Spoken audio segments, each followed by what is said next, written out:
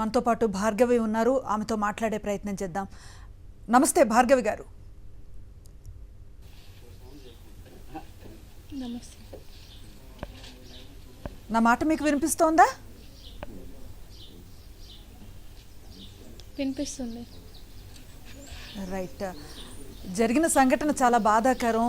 అందరికీ మీ పట్ల సానుభూతి ఉంది. ఇలా ఎవరికి జరగకూడదు. కానీ మీరు నోరు తెరిస్తే ఇంకొన్ని విషయాలు బయటకు వస్తాయి. కనీసం కొంతమందికి అవగాహన వస్తుంది ఏం జరిగింది అన్న విషయం పైన. అందుకని మీతో మాట్లాడించే ప్రయత్నం చేస్తున్నాం. అసలు మీ కథ ఎక్కడ మొదలైంది, ఎందుకు ఈ టర్న్ తీసుకోవాల్సి వచ్చింది, మాకు క్లుప్తంగా చెప్పే ప్రయత్నం చేస్తారా?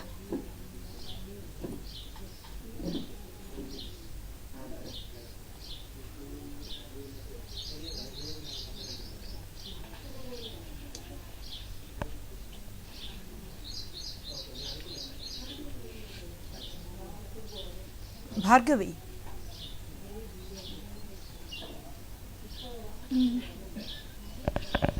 మేడం మీకు వినిపించిందా నేనేం అడిగాను? వినిపిస్తుంది. డిస్టర్బింగ్ ఉంది కొంచెం. ఓకే. మీకు జరిగిన సంఘటన ఎవరికి జరిగి ఉండకూడదు. మీ పట్ల సానుభూతి ఉంది ఇలా జరిగిందని. కానీ ఏం జరిగిందో మీరు చెప్తే, ఎలా జరిగిందో తెలిస్తే కొంతమందికి ఏమై ఉంటుంది అన్న అవగాహన వస్తుంది. ఇంకొన్ని ఘటనలు జరగకుండా ఆపడానికి కొంత అవేర్నెస్ వస్తుందన్న ప్రయత్నం ఇది. అసలు మీ కథ ఎక్కడ మొదలైంది, ఎందువల్ల ఈ టర్న్ తీసుకుంది, కాస్త క్లుప్తంగా మాకు చెప్పగలుగుతారా? చెప్తాను మేడం. 3 years బ్యాక్ నుంచి మేము లవ్ చేసుకుంటున్నాం. మా అన్నయ్య వల్లనే నాకు బంటి పరిచయం. మా అన్నయ్య ఇంటికి తీసుకొచ్చిండు ఫస్ట్ టైం. ఇంటికి తీసుకొచ్చిన తర్వాత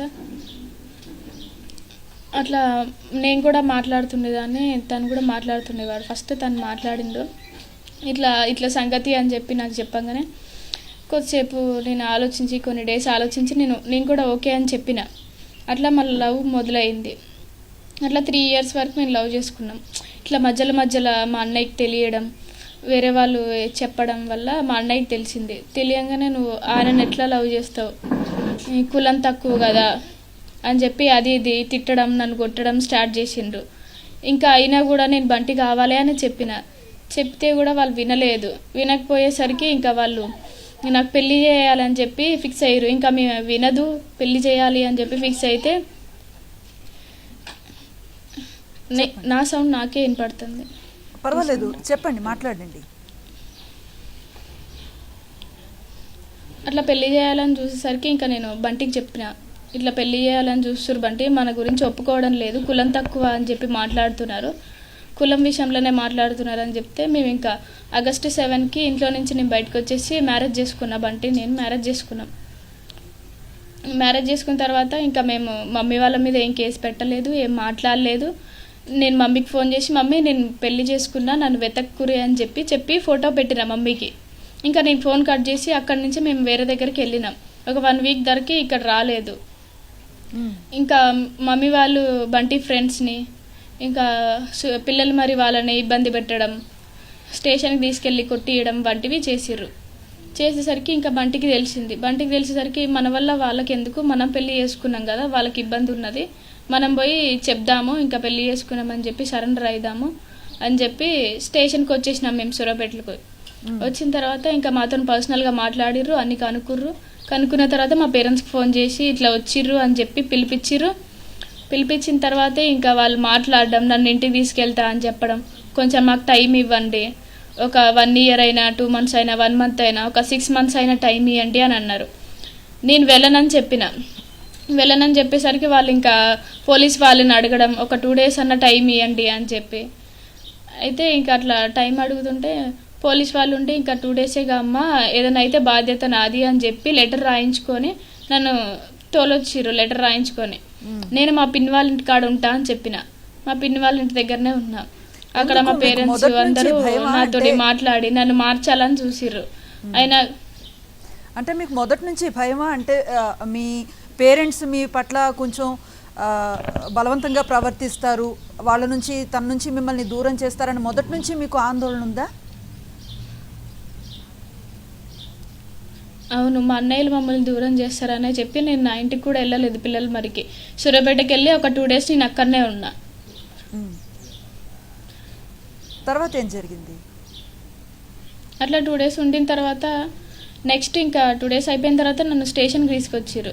తీసుకొచ్చి ఇంకా నువ్వెవరితో ఉంటావమ్మా అని చెప్పి పోలీసు వాళ్ళు అడిగితే ఇంకా నేను బంటితోనే ఉంటా అని చెప్పేసి నేను బంటితోనే వచ్చేసిన తర్వాత ఇంకా మేము సూర్యాపేటలోనే మామిళ్ళ గడ్డలో ఉన్నాము.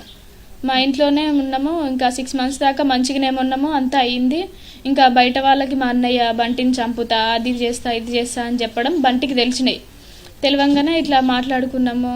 ఇంకా సీరియస్గా ఉంటారు కాబట్టి, కొత్తగా పెళ్ళైంది కాబట్టి అట్లా అంటారేమో చెప్పి మేము అట్లా అనుకున్నాం, కానీ ఇంత చేస్తామని చెప్పి నేను అనుకోలేదు. అట్లా రియల్ ఎస్టేట్ చేస్తాడు బంటి, ఇట్లా బయటికి వెళ్తాడు, అన్ని పనులు చూసుకొని వస్తాడు. అయితే మాకు పెళ్ళైనాక 2 మంత్స్కో 3 మంత్స్కో బైరు మహేష్ అనే వ్యక్తి బంటికి ఫోన్ చేయడం స్టార్ట్ చేసిండు.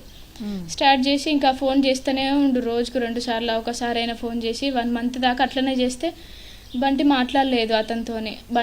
అతనికి ఇంతకుముందు గొడవలు ఉన్నాయంట, నాకు చెప్పిండు. ఇట్లా ఫోన్ చేస్తుండు, మరి ఆయన మాట్లాడినా వద్దా అని చెప్పి నన్ను అడిగితే గొడవలు ఉన్నాయి కాబట్టి మాట్లాడ, మాకు వద్దులే మనకెందుకు అని చెప్పి చెప్పిరా. అంటే కంటిన్యూగా ఆయన కాల్ చేస్తూనే ఉండని చెప్పి ఒక రోజు లిఫ్ట్ చేసిండు. భార్గవి, బైరి మహేష్ అనే అతను మీకు, అంటే బంటి అంటే కృష్ణ కదా మీ వారు, ఆయనకి మొదటి నుంచి పరిచయమా? సేమ్ టైం మీ అన్నయ్య వాళ్ళకు కూడా ఆయన పరిచయమేనా?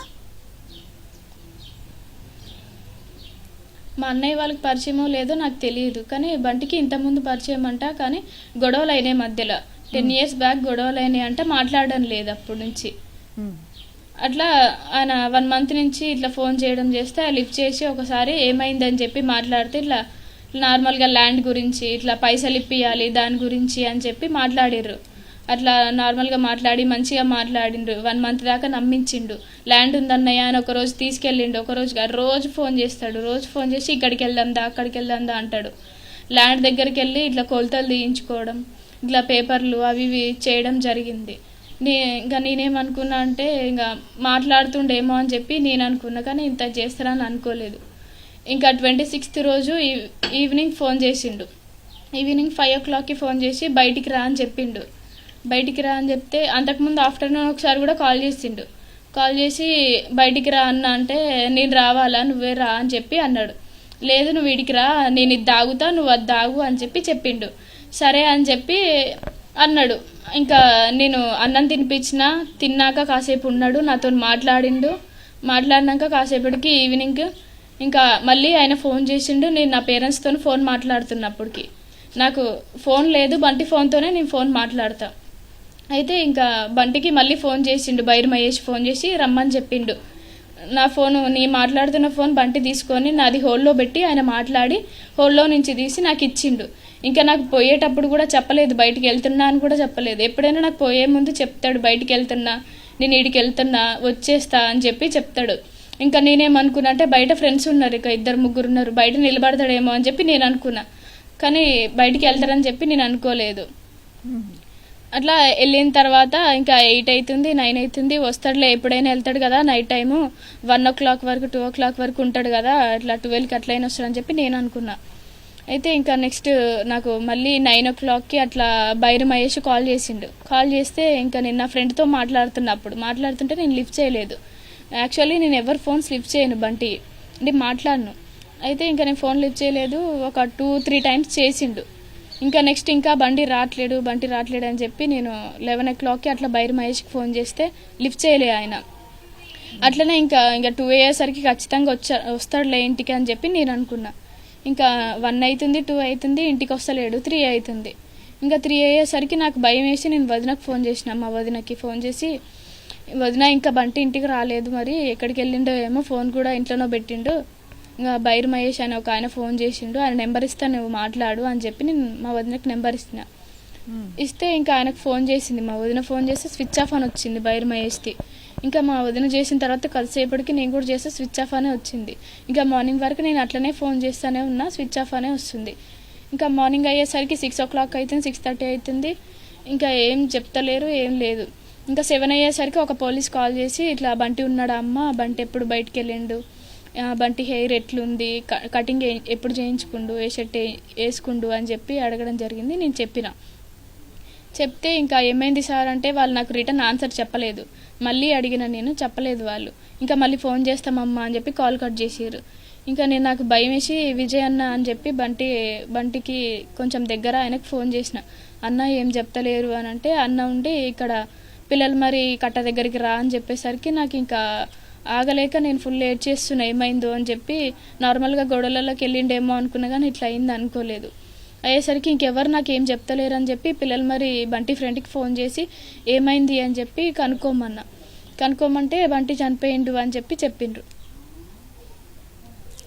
అంటే ఈ ఇన్సిడెంట్ జరిగినప్పుడు ఇది ఫస్ట్ పరువు హత్య లేకపోతే ఏంటి అనేది క్లారిటీ లేదు. ఒక్కో రోజు ఒక్కో పేరు బయటకు వస్తోంది. అంటే చంపేసేంత కోపం మొదటి నుంచి మీ అన్నలకుందా?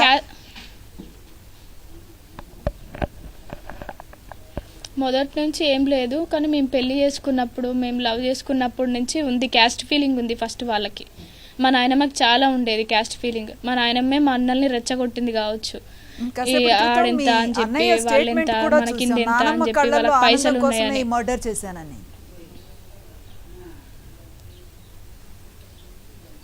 ఆమెనే చెప్పు ఉంటుంది ఖచ్చితంగా క్యాస్ట్ ఫీలింగ్ గురించి ఆడెంత అని చెప్పి. అంటే మీ ఇంట్లో పరిస్థితి ఎలా ఉండేది మొదటి నుంచి? అంటే ఇతను కృష్ణ మొదటి నుంచి మీ అన్నయ్యకి ఫ్రెండ్గా మీ ఇంటికి వస్తూ పోతున్నాడు. అంటే స్నేహంలో అడ్డురాని కులం పెళ్లిలో అడ్డొచ్చిందా? మొదటి నుంచి ఎలా ఉండేవాళ్ళు? అంటే అంత పర్టికులర్గా ఉండేవాళ్ళ? ఎలాంటి వాతావరణం ఉండేది మీ ఇంట్లో? ఫస్ట్లో వీళ్ళు ఫ్రెండ్స్ కొన్నప్పుడు బాగానే ఉండేవాళ్ళు, ఇంటికి వచ్చేది, అప్పుడప్పుడు మాట్లాడేది, కానీ నార్మల్గానే మంచిగా మాట్లాడేది వాళ్ళు. కానీ నేను ఎప్పుడు మీ ఇద్దరం లవ్ చేసుకున్నామని తెలిసిందో ఒక 1 year పాటు మాట్లాడిండు, ఇంకా నెక్స్ట్ మాట్లాడలేడు. మరి ఎవరేం చెప్పారో ఏం చేసిరో తెలియదు. ఇంకా అప్పుడు ఈ మర్డర్ జరిగిన తర్వాత బాడీని, కృష్ణ డెడ్ బాడీని సూర్యాపేటతో పాటు నల్గొండ కూడా తీసుకెళ్లారని పోలీసుల విచారణలో తెలిసింది. ఈ ప్లేసెస్కి ఎందుకు తీసుకెళ్లారని మీరు అనుకుంటున్నారు? ఇక్కడ వేస్తే వాళ్ళ మీద వస్తుందని చెప్పి భయపడడం కోసం నల్గొండ తీసుకెళ్ళిర్రంట, పాత సూర్యాపేటకి తీసుకెళ్ళిర్రంట, ఎక్కడెక్కడనో తిప్పి ఇక్కడ పిల్లలు మరి కట్ట మీద వేసిర్రు. ఎట్లాగో తెలుస్తుంది మనం చేసినట్టు అని చెప్పి ఇక్కడనే వేసి మనం అంటే భయపడాలి అని చెప్పి వేసిర్రంట. ఇది జరగడానికి ముందు, అంటే ఆదివారం ఈ సంఘటన జరిగింది కదా, దీనికి ముందు ఒక వీక్ 10 days ముందు నుంచి మీ వాళ్ళు మీకు కాల్ చేయడం కానీ, మాట్లాడే ప్రయత్నం చేయడం కానీ, లేదంటే ఏదైనా థ్రెట్ చేస్తున్నట్లుగా బెదిరించడం లాంటిది కానీ ఎప్పుడైనా చేశారా? కాల్ నార్మల్గా మాట్లాడుతుండే కానీ బెదిరించడం ఎప్పుడు చేయలేదు.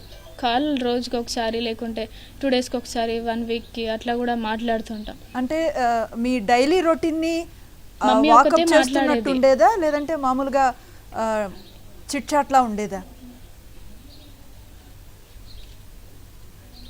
అట్లేం లేదు, ఇంకా నార్మల్గానే మాట్లాడేది. మీ పెళ్లి తర్వాత కూడా మీ అన్నయ్యలు మీతో మాట్లాడేవాళ్ళ? లేదు, నాతో ఎప్పుడు మాట్లాడలేదు. ఇంకా వాళ్ళ భార్యలు మాట్లాడేవాళ్ళ? మాట్లాడేవారు, ఇద్దరు మాట్లాడేవారు. ఓకే. మరి వాళ్ళ భర్తలకి మీ పెళ్ళి ఇష్టం లేదు కదా, వాళ్ళు మిమ్మల్ని ఎట్లా అప్రోచ్ అయ్యారు? అంటే మీ పట్ల సానుభూతిని చూపిస్తూ మాట్లాడేవాళ్ళ, లేదంటే మీ ప్రేమకు వాళ్ళు గౌరవం ఇస్తున్నట్లుగా ఉండేదా వాళ్ళ మాటలు? మా అన్నయ్యలు అయితే చాలా కోపంగా మాట్లాడేవారు. పెద్దన్నయ్య అయితే కొట్టడం, ఇట్లా తిట్టడం వంటివి చేసేది. నేను ఇంటికాడ ఉన్నప్పుడు బెదిరియడం, ఇట్లా మిమ్మల్ని మీరు ఎట్లుంటారో చూస్తా నేను కూడా సూర్యాపేటలో అని చెప్పారు. పెళ్లికి ముందు, పెళ్లి తర్వాత? పెళ్ళికి ముందు అంటే నేను ఇంట్లో ఉన్నప్పుడు నన్ను బెదిరియడం అని చెప్పి కొట్టడం బాగా అవి చేసిండ్రు. మీరేమనుకుంటున్నారు భార్గవి? అసలు ఎంతమంది ఈ మర్డర్ కేసులో ఉండుంటారు? ఎంతమంది కలిపి చేసుంటారు అనుకుంటున్నారు? చాలా మందే ఉంటారు, ఒక 10-20 మందే ఉంటారు ఖచ్చితంగా. ఎవరు వాళ్ళంతా? అంటే మీ అనుమానం ఎవరి మీద ఉంది? మా పేరెంట్స్ మీదనే ఉంది. మా పేరెంట్స్ ఇంకా వీళ్ళ ఫ్రెండ్స్ని, బంటి ఫ్రెండ్స్ని ఎవరెవరిని కొనుక్కుర్రో ఏమో పైసలు ఇచ్చి 2 లక్షలు పెట్టి బంటిని చంపించారంట. 2 కోట్లు 5 లక్షలు బైర్ మహేష్కి ఇచ్చారంట. బైరి మహేష్కి 5 లక్షలు, మిగతా వాళ్ళకు 2 లక్షల వరకు ఇచ్చుంటారని మీ అంచనా. ఉమ్. దాదాపు 2 10. కోట్లు మొత్తం పెట్టి ఇట్లా చేసిండ్రు. అంటే మీరు పెళ్లి చేసుకోవటానికి ముందే మీ వాళ్ళల్లో ఇంత వ్యతిరేకత ఉందని మీకు ఒక అవగాహన ఉంటుంది కదా, వాళ్ళు ఏ స్టేజ్ వరకు వెళతారు, వాళ్ళకి నచ్చని పని చేస్తే అన్న విషయం పైన మీకు అప్పట్లో అంచనా లేకపోయిందా? లేదు, అప్పుడు అంతగానం అన్నయ్య ఒక్కడే అట్లా అంటుండే కానీ మా డాడీ ఏమనలే, మమ్మీ ఏమనలే. నాయనమ్మ ఒకటి ఇంకా క్యాస్ట్ ఫీలింగ్ తీస్తుండే. మా డాడీ నాకు పెళ్లి చేసుకున్న తర్వాత కూడా ఇప్పటి వరకు ఒక మాట కూడా అనలేదు నన్ను. ఎప్పుడు మాట్లాడలేదు? ఎప్పుడు మాట్లాడలేదు. ఇంకా మీరు ఎప్పుడైనా కన్విన్స్ చేసే ప్రయత్నం చేశారా మీ ఇష్టాన్ని? సారీ చెప్పటం కానీ చేసా. ఒకసారి నేను ఇట్లా నాకు ఇట్లా నైట్ పడుకుంటే ఎట్లెట్లనో అవుతుంది, ఇట్లా కళలు వస్తున్నాయి అని చెప్పి బాగా ఆలోచించేసరికి డాడీకి ఫోన్ చేస్తే ఇంకా డాడీ నువ్వెవరు, నీకు ఎట్లా నేను తండ్రిని అని చెప్పేసి అన్నాడు. ఇంకా నేను ఏడ్చేసి ఫోన్ కట్ చేసిన. మీరు మాట్లాడే ప్రయత్నం చేసినా ఆయన మిమ్మల్ని ఏమీ ఎంకరేజ్ చేయలేదు, కోపమే చూపించారు? లేదు, మాట్లాడలేదు. సందీప్ అనే ఒక పేరు కూడా కానీ అవేం చేయలేదు మరి ఇప్పటి వరకు. ఓకే, సందీప్ అనే ఒక పేరు వినిపిస్తుంది, పోలీసులు ఆయన అదుపులోకి తీసుకున్నట్లుగా తెలుస్తుంది. అతని గురించి మీకు ఏమైనా డీటెయిల్స్ తెలుసా? తెలియదు, సందీప్ ఎవరో కూడా తెలియదు నాకు. మీ అన్నయ్యలకి ఎంతమంది ఫ్రెండ్స్ ఉండొచ్చు ఆజుబాజు, అంటే బాగా దగ్గరగా ఆయన ఏం చేసినా కూడా సపోర్ట్ చేసేలాంటి స్నేహితులు ఎంతమంది ఉన్నారని మీరు అనుకుంటున్నారు? ఉంటారు, నల్గొండ వాళ్ళు ఉంటారు చాలామంది, సూర్యాపేటలో కొంతమంది ఉంటారు. పిల్లల మరిలో అంతగానం ఏమి ఉండరు. ఓకే, నల్గొండ సూర్యాపేటలో చాలా ఎక్కువ మందే ఉండొచ్చు. ఏ స్థాయిలో నెంబర్ ఏమైనా ఫిగర్ అవుట్ చేయగలుగుతారా? మంది ఏమి ఉండరు. ఇంకా ఒక 20-30 మంది. ఎవరిది? మీ అన్నయ్య ఫ్రెండ్స్ ఒక 20-15 మెంబర్స్ ఉండొచ్చు. 15-20 మంది వరకు ఉండొచ్చు. ఫ్రెండ్స్ అయితే బంటిని చంపింది అయితే ఒక 15-20 మెంబర్స్ ఉండొచ్చు. ఇంకా అన్నయ్య ఫ్రెండ్స్ ఒక 100 మెంబర్స్ ఉండొచ్చు. ఓకే, కమ్యూనికేషన్ బాగానే ఉంటుంది అందరితోటి అతనికి.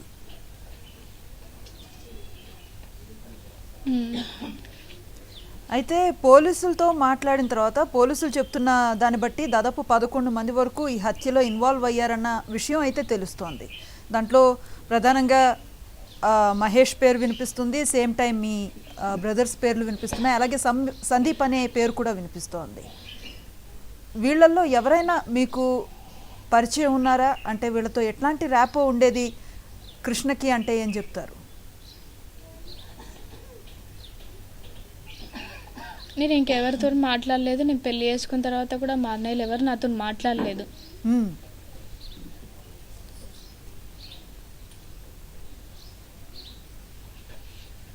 రైట్, మీరు అక్కడికి వచ్చి ప్రత్యేకంగా కాపురం పెట్టిన తర్వాత మీ వాళ్ళు మీతో మాట్లాడుతున్నప్పుడైనా మీకు సెన్స్ అనిపించలేదా? అంటే వీళ్ళ కనుసన్నల్లో ఉన్నాము, ఏదైనా ఇబ్బంది వస్తుందేమో, అట్లా ఎప్పుడైనా భయం అనిపించలేదా మీకు? లేదు, ఎప్పుడు ఇట్లా చేస్తారని చెప్పి నేను అనుకోలేదు. నార్మల్గా స్టేషన్లో తిట్టిర్రు ఇంకా అవి ఇవి అన్నారు కానీ మరీ ఇట్లా చేస్తారని చెప్పి నేను ఎక్స్పెక్ట్ చేయలేదు. ఇంకా మా డాడీ కూడా నన్ను ఎప్పుడు తిట్టాడు కదా, చిన్నప్పటి నుంచి మంచిగా బాగా చూసుకుండు, ఏదంటే అది ఇచ్చిండు. ఇంకా ఒప్పుకుంటారేమో 1 year అయ్యేసరికి, ఇప్పుడు కోపంలో ఉంటారు కదా తిడతారని చెప్పి నేను అనుకున్నా తప్ప ఇంతగానం చేస్తారని ఎక్స్పెక్ట్ చేయలే నేను. ఈ బంటి డెడ్ బాడీని మీ నానమ్మ దగ్గరికి తీసుకెళ్ళినట్లుగా, ఆ బాడీని చూసిన తర్వాత ఆమె నవ్వినట్లుగా, ఆమె అప్పుడు సంతోషపడ్డట్లుగా మనకి తెలుస్తోంది. మొత్తం ఆమెనే చేసింది. ఆమె పాతసూరపేటలో ఉన్నదని చెప్పి నాకు మొన్న మమ్మీ చెప్పింది. పాతసూరపేటకి తీసుకెళ్ళింది నిజమే.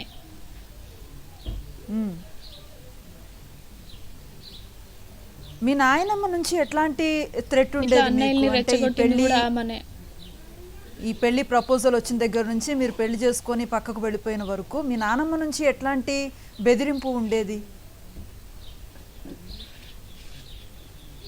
ఆమె ఎప్పుడు నాతో మాట్లాడలేదు. బయట వాళ్ళు ఏమో మరి ఏం చెప్పలేరు ఆమె గురించి, కానీ అన్నయ్య చెప్పారు. ఇంకా రోజు తిడుతూ ఉండేదంట తప్ప ఇంకేం లేదు. ఇంకా నాతో ఎప్పుడు మాట్లాడలే. ఇంకా మరి కృష్ణ ఫ్యామిలీ నుంచి, అది బంటి ఫ్యామిలీ నుంచి మీకు ఎలాంటి సపోర్ట్ వచ్చింది మీ పెళ్లి తర్వాత? మంచిగానే సపోర్ట్ చేసిరు, వాళ్ళందరూ ఒప్పుకున్నారు. ఇంకా వీళ్ళు ఒప్పుకొని మీ మమ్మీ డాడీ వాళ్ళతో మాట్లాడినా అని చెప్పి అడిగారు. కానీ బంటి వాళ్ళు ఇట్లా అరుస్తారు మన మీద, వాళ్ళు అంతగానో మాట్లాడరు అని చెప్పి బంటి చెప్పేసరికి ఇంకా సైలెంట్ అయిపోయారు బంటి వాళ్ళ పేరెంట్స్.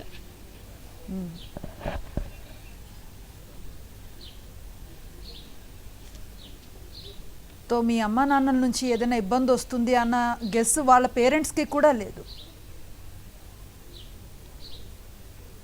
లేదు, అసలు బంటి కూడా అనుకోలేదు అట్లా కలుస్తాం ఎప్పటికైనా అని చెప్పి అనుకుండు. ఎందుకంటే మమ్మీ అప్పుడప్పుడు మాట్లాడడం, ఇంటికి రావడం జరుగుతుంది.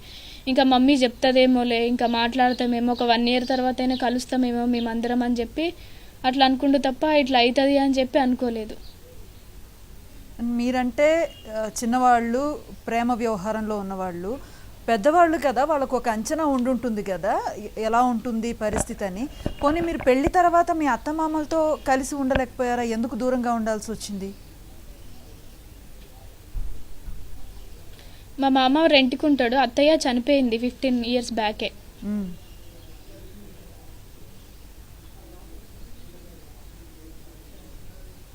తో ఆయన మీతో ఉంటారా?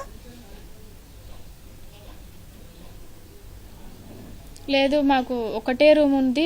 ఇంకొక రూమ్లో అమ్మమ్మ ఉంటుంది, బంటి వాళ్ళ అమ్మమ్మ.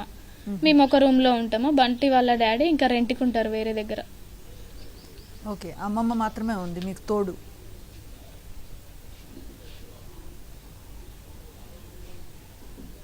మరి ఇంతమంది బలగా ఉన్న మనిషి కుటుంబం నుంచి వచ్చారు కదా మీరు, ఇలాంటి ఓ నిర్ణయం తీసుకునే ముందు వాళ్ళని వాళ్ళ స్నేహితుడే కాబట్టి బంటి, వాళ్ళని కన్విన్స్ చేసే ప్రయత్నం మీరు ఎంతవరకు చేశారు? మొత్తం స్టార్టింగ్ నుంచి కూడా వాళ్ళ ఇష్టానికి వ్యతిరేకంగా వెళుతూ వచ్చారు కదా, పరిస్థితి ఒకరోజు చేజారిపోతుంది అని ఎప్పుడు అనిపించలేదా మీకు? లేదు, అప్పుడు ఇంకా బంటి మంచోడు మమ్మీ, అలాంటి వాళ్ళు ఏడ దొరకరు, మంచిగా చూసుకుంటారు నన్ను అని చెప్పినా కూడా వాళ్ళు వినలేదు. కానీ ఇట్లా ఇది చేస్తాం అది చేస్తాం మమ్మీ వాళ్ళు డాడీ వాళ్ళు ఏమనలే. కానీ అన్నయ్య అనేవాడు అప్పుడప్పుడు, ఇంకా కోపం మీద ఉంటాడులే అని చెప్పి నేను అనుకున్నా. దారుణం కదా ఒక మనిషిని తీసుకెళ్ళి చంపేయటం అనేది. ఇంకా దారుణంగా చంపారు. ప్రైవేట్ పార్ట్ మీద తన్నారంట, మా నాయనమ్మ దన్నిందంట. ఇంకా మొత్తం మొహం మీద మొత్తం రాళ్లతో కొట్టిండ్రు. ఇందులో నాకు తెలిసి మా బాబాయ్ పాత్ర కూడా ఉంటుంది ఖచ్చితంగా. ఆయన ఏం చేస్తూ ఉంటారు? మా నాయనమ్మ వాళ్ళ చెల్లె కొడుకు. ఓకే, అందరూ ఒకే ఊర్లో ఉంటారా? దగ్గర మెకానిక్. పాత్సరపేటలో వాళ్ళ మమ్మీ వాళ్ళు ఉంటారు. ఇంకా వాళ్ళ మమ్మీ వాళ్ళ అత్తనో ఇంకెవరో చనిపోయారు, అందుకే పాత్సరపేటలో అందరు ఉన్నారు. మీరు పెళ్లి చేసుకొని ఒక మంచి భవిష్యత్తును మమ్మీ ఊహించుకొని కాల్ చేసినప్పుడు అవును, నేను ఏదో ఎక్స్పెక్ట్ చేసినా ఇంకేదో అయింది. ఇంకా 1 year పాటు ఇట్లనే ఉంటే ఒప్పుకుంటారులే అని చెప్పి నేను అనుకున్నా, కానీ ఇలా చేస్తారు చెప్పి నేను అనుకోలేదు. ఇప్పుడు మీ ముందున్న దారేంటి భార్గవి? ఏం చేద్దాం? ఇప్పుడు నేను ఇట్లా ఉండడం వాళ్ళకి ఆనందం అయితే నేను మంచిగా చదువుకొని ఫస్ట్ నా మామయ్యని చూసుకుంటా, వాళ్ళ వదిన్ని, నేను అందరినీ మంచిగా చూసుకుంటా చదువుకొని. ఓకే, మీ ఎడ్యుకేషన్ క్వాలిఫికేషన్ ఏంటి? నేను డిగ్రీ 2nd year చదువుతున్నారు. ఇంతకుముందు ఇట్లాంటి వార్తలు చూసుంటారు కదా, పరువు హత్య జరిగింది పలానా దగ్గర ఇలా జరిగింది అని. అది సడన్గా ఒకరోజు మీ లైఫ్లో వస్తుంది, ఇలాంటి ఊహ ఎప్పుడైనా కలిగిందా? ఎప్పుడైనా ఊహించారా? అలాంటి వార్తలు చూసినప్పుడు మీకు ఏమనిపించేది? లేదు అసలు నేను ఎక్స్పెక్ట్ చేయలేదు, అంత మరీ చేస్తారని చెప్పి అనుకోలేదు నేను. అంత కోపానికి కేవలం కులమే కారణమా, ఇంకేమైనా రీజన్స్ ఉన్నాయా? కులమే కారణం. కులాంతర వివాహం చేసుకున్నా అని చెప్పి వాళ్ళు అట్లా చేసిండ్రు. అంటే వాళ్ళు ఏదైనా బెటర్ మ్యాచ్ తీసుకురాగలిగారా మీకు? ఇంకా నాయనమ్మ అన్న వాళ్ళని రెచ్చగొట్టడం తీసుకొచ్చినా కూడా సరే నేను వాళ్ళకే డైరెక్ట్గా చెప్పిన, అంటే నేను వేరే వాళ్ళని లవ్ చేస్తున్నాను, నాకు వద్దు అని చెప్పేసరికి ఇంకా ఒక 2 మ్యారేజ్లు అట్లా క్యాన్సిల్ అయినాయి. క్యాన్సిల్ అయితే ఇంకా నెక్స్ట్ ఇంకోటి కూడా తెచ్చిర్రు. ఇంకా బంటికి చెప్పిన, ఇంకా వీళ్ళు అట్లనే చేస్తుర్రు, నేను ఎంత కాదన్నా అని చెప్పేసి అంటే, సరే నేను తీసుకెళ్తా రేపు, ఇవాళ ఏదో ఒకటి మాట్లాడు అతనితోనే అంటే, నేను నార్మల్గా సరే అని చెప్పి నేను మాట్లాడినా. నెక్స్ట్ డే నాకు తెలియకుండా ఎంగేజ్మెంట్ పెట్టేసిరు. నాకు సడన్గా ఇంకెవరో అంటే తెలిసేసరికి ఇంకా బంటికి చెప్పేసి నేను నైట్ వెళ్ళేసి వస్తున్నా ఇంట్లో నుంచి. బైరి మహేష్కి కొంత సుపారీ ఇచ్చి ఈ క్రైమ్లో జాయిన్ అయ్యేలా చేశారని చెప్తున్నారు కదా, మీ ఆరోపణల్లో కూడా ఉంది. బైరి మహేష్ అంతకుముందు బంటికి కూడా తెలుసు అని చెప్తున్నారు. ఎలా ఇతను మీ అన్నయ్యలకు పరిచయం అయ్యాడు? అంటే మొదటి నుంచి ఇతనికి క్రైమ్ రికార్డు ఉందా? ఎందుకంటే మీరు అతను కాల్ చేసినప్పుడు మాట్లాడినా ఇతను కాల్ చేస్తున్నాడు అని మిమ్మల్ని అడిగారు బంటి అని చెప్తున్నారు కదా.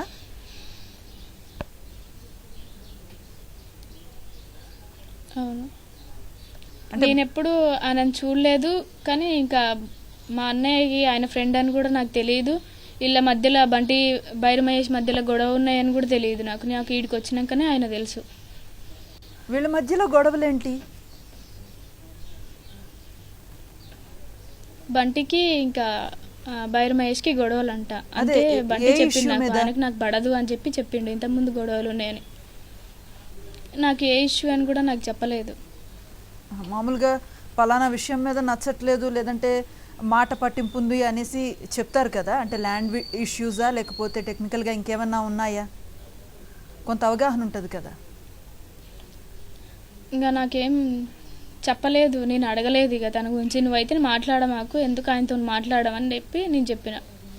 ఎప్పుడూ లేని మనిషి సడన్గా ఒక నెల రోజుల నుంచి కంటిన్యూస్గా కాల్ చేస్తూ ఉంటే అప్పుడు కూడా మీకు అనుమానం రాలేదా, ఎందుకు ఇతను ఇట్లా వేటాడుతున్నాడు మనల్ని?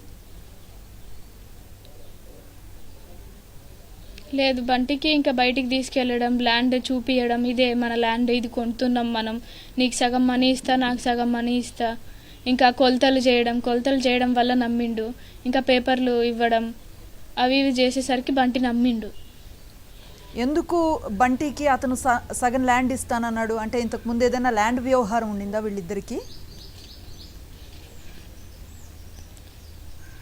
బంటి రియల్ ఎస్టేట్ చేస్తాడు, ఇంకా అతను రియల్ ఎస్టేట్ చేస్తాడంట. సో దానికి సంబంధించిన లావాదేవీలుగా చూసుకున్నారు.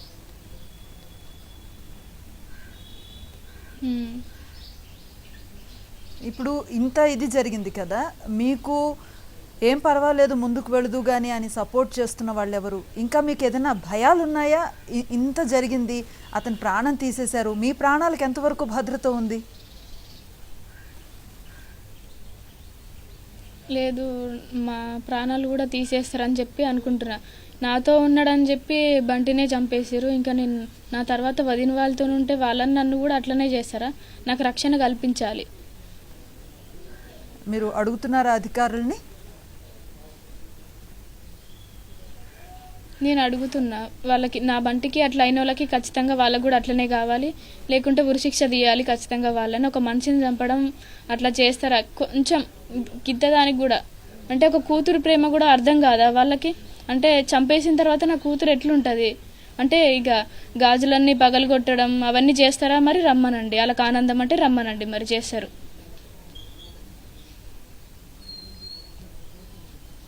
ఇప్పుడు మీ మావయ్యకు కూడా బంటి ఒక్కడే కదా, మీ వదినతో పాటు? అవును. ఒక ఆడపిల్ల, ఒక మగపిల్లడా? అవును. ఇప్పుడు ఆయనకు కూడా ఒక అండ లేనట్లే కదా, మగపిల్లోడు చేతికి అంది వచ్చిన అబ్బాయి, తర్వాత అతన్ని చూసుకోవాల్సిన ఆయన లేకపోవడం అనింది. అవును. మాట్లాడారా ఈ ఘటన తర్వాత? ఎవరిని చూసుకుంటారు? బంటి ఒక్కడు మమ్మల్ని అందరినీ చూసుకునేవాళ్ళు, ఇంకా మాట్లాడలేదు. అతని పరిస్థితి ఎట్లా ఉంటుందని మీరు ఊహించగలరు కదా, కొడుకు మీద డిపెండ్ అయిన తండ్రి. అసలు ఉండలేడు, అసలు ఒక్కరోజు కూడా మాట్లాడకుంటూ ఉండలేడు. ఏం చేద్దాం అనుకుంటున్నారు భార్గవి ప్రస్తుతం మీరు? ఎందుకంటే ఆ పక్కన ఉన్నది మీ పుట్టింటి వాళ్ళే, నష్టపోయింది మీ మెట్టింటి బంధాన్ని. ఒకలాంటి వాతావరణంలో ఉండుంటారు. చాలా ఇబ్బందికరమైన పరిస్థితి ఇది మీది.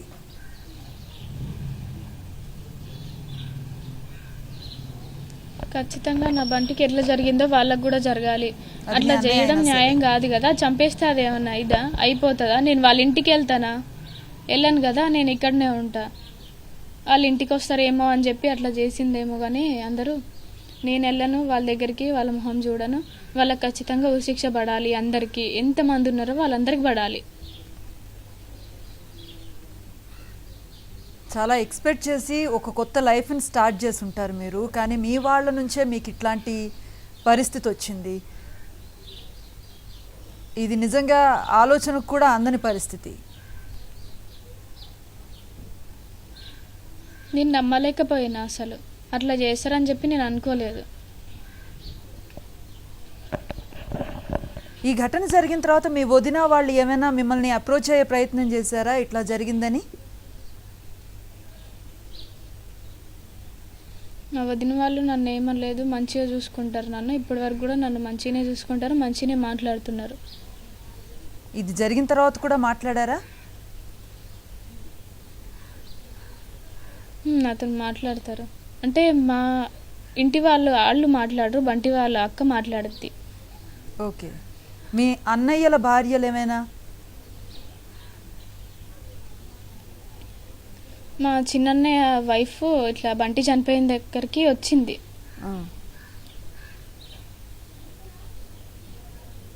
నాతో మాట్లాడింది, అవి ఇవి చెప్పింది, నార్మల్గా ఏడవకు అని చెప్పడం. ఇంకా అమ్మటే వెళ్ళిపోయారు ఇంక అందరూ. అప్పుడు కూడా మీకేమీ అనుమానం రాలేదు వాళ్ళ వైపు నుంచి ఏదైనా జరుగుంటుందని? వాళ్ళే అని చెప్పి అప్పుడు అన్నారు పోలీసులు, మీ అన్నయ్య చంపాడు అని చెప్పి అన్నారు. నేను తనతో కూడా అన్నా, మా చిన్నన్న వైఫ్తో కూడా అన్నా, ఏమని? అట్లేం చెయ్యరు, ఒక్కసారి ఆలోచించుకో నువ్వు, అట్లేం చెయ్యరు అని చెప్పింది. ఓకే, అప్పటికి జస్ట్ అనుమానమే కాబట్టి అలా ఏం జరుగుండదని చెప్పింది ఆమె.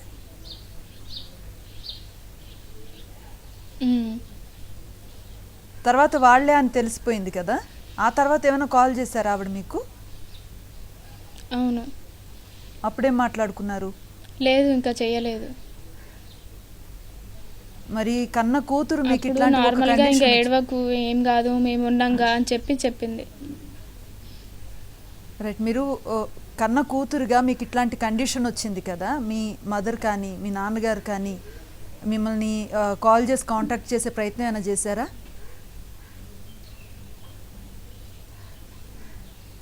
అప్పుడప్పుడు మమ్మీ మాట్లాడుతుండే అంతే. అంటే ఈ ఇంకెవరు ఇన్సిడెంట్ తర్వాత, దీని తర్వాత నేను ఇది అయిన తర్వాత వెంటనే నాకు తెలిసేగానే నేను మమ్మీకి కాల్ చేసిన. మమ్మీ బంటి చనిపోయిండు అని చెప్పగానే ఎందుకు ఏమైంది అని చెప్పి అడిగితే, నవీన్ లేడా ఇంట్లో అని చెప్పి నేను అడిగితే, లేడు పాతసురపేటకి వెళ్ళిండు అని చెప్పింది. సరే అని చెప్పి నేను ఫోన్ కట్ చేసిన. ఇంకా నేనేం మాట్లాడలేదు. ఇంకా లేడు అంటే తనయ్యి ఉంటాడని చెప్పి నేను అనుకున్నా. మీరు అడగలేదా అన్నయ్య అయ్యి ఉంటాడు నాకు అనుమానంగా ఉంది అని? కానీ ఎందుకు ఇలా నా పరిస్థితి చేశారని కానీ మీరు కోపంతో వాళ్ళని నేను నిలదీయడం- ఇంకేమనలే. ఇంక ఇప్పుడు మీ పరిస్థితి అప్పుడు ఏంటి ఇంకా నేను భార్గవి? ఫుల్ ఏడవడంతో ఇంకా ఫోన్ కట్ చేసిన. ఇప్పుడు మీ ముందున్న దారేంటి? అంటే నాలాగా ఏ అమ్మాయికి కావద్దు. ఉమ్, ఇట్లా ఏ అమ్మాయికి కాకూడదు, అయినా కూడా ఖచ్చితంగా రక్షణ కల్పించాలి అందరికీ అని చెప్పి నేను అనుకుంటున్నా. ఇట్లా ప్రేమించి పెళ్లి చేసుకున్నంత మాత్రాన చంపేస్తారా? అంటే మాకు ఒక మనసు ఉంటుంది కదా. ఇప్పుడు వాళ్ళు చెప్పిందే చేసుకోవాలంటే నేను సంసారం చేయాలా, వాళ్ళు చేస్తారా అక్కడికి వెళ్ళి? నేనే ఉండాలి కదా వాళ్ళతోనే. ఇప్పుడు వాళ్ళైతే ఉండరు కదా లైఫ్ లాంగ్ మాతోనే. నా ఇష్టం ఉండి చేసుకుంటే నేను సంతోషంగా ఉంటా, అది వాళ్ళకి తెలియదా? మరి ఇంతగానం చేస్తారా వాళ్ళు? అధికారులను మీరేం కోరుకుంటున్నారు? పోలీస్ అధికారులని వాళ్ళని ఖచ్చితంగా మాకు ఒప్పచెప్పాలి, లేకుంటే వాళ్ళకు ఉరి శిక్ష పడాలి. వాళ్ళు ఇంకా వాళ్ళని పట్టుకోలేదంట, నిన్న చెప్పారు. మాకు ఎలాంటి ఇన్ఫర్మేషన్ ఇవ్వట్లేదు. మీరు ప్రయత్నించారా?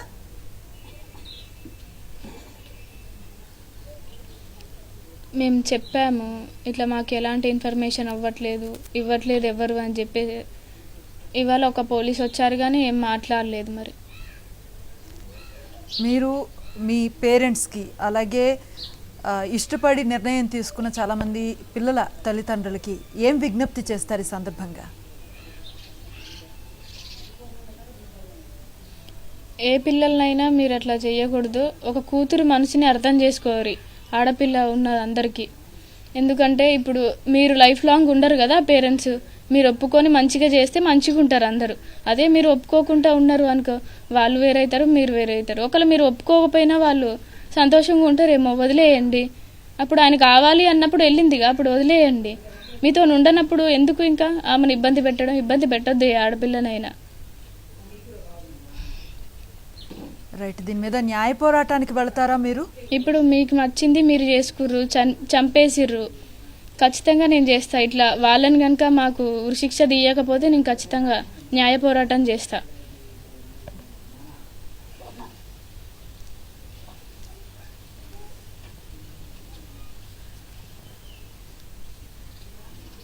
ఫైనల్గా మీరు ఏం చెప్పాలనుకుంటున్నారు భార్గవి?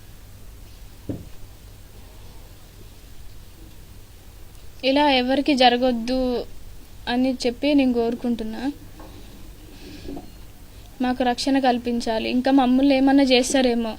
ఇంకా నేను మా వదిన వాళ్ళతో ఉంటా కదా, నేను వాళ్ళతో ఉంటానని వాళ్ళని ఏమన్నా చేస్తే, వాళ్ళకేమన్నా అయితే ఇంకా ఏముంటుంది? ఇంకా నా బతికంతా ఆగం చేసిర్రు వాళ్ళు. ఇంటికాడున్నప్పుడు నన్ను అట్లా చేసిండ్రు, ఇక్కడికి వచ్చినాక అట్లా చేసిర్రు. మరి అంత ఆనందం ఎందుకో వాళ్ళకి. ఇంకా రమ్మనండి, మరి ఇట్లా అయినా కదా, ఇక రమ్మనండి, మెట్టలు తీసేయనని చెప్పండి, వాళ్ళనే తీసేయనండి, గాజులు బలగొట్టండి. ఆనందం అయితే మా నాయనమ్మని రమ్మనండి. మరి మీ నానమ్మతో ముందు నుంచి మీకు ఎట్లాంటి నవ్వుతుంది సాన్నిహిత్యం కదా, ఉండేది? రమ్మనండి. అంటే చిన్నప్పుడు మిమ్మల్ని బాగా ముద్దుగా చూసుకున్నారా ఆవిడ? ఎంత చిన్నప్పుడు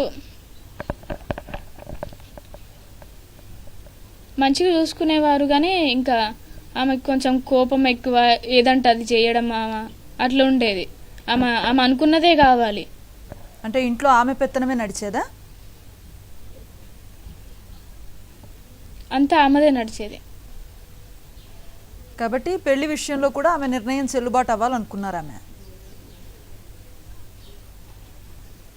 అవును. రైట్ భార్గవి, మీరు కోరుకున్నట్లుగా మీకు న్యాయం జరగాలి. సేమ్ టైం మీరు చేస్తున్న న్యాయ పోరాటంలో మీరు సక్సీడ్ అవ్వాలి. మీకు కావాల్సినంత గుండె ధైర్యం భగవంతుడు మీకు ఇవ్వాలని మేము కూడా కోరుకుంటున్నాం. Thank you. Thank you madam.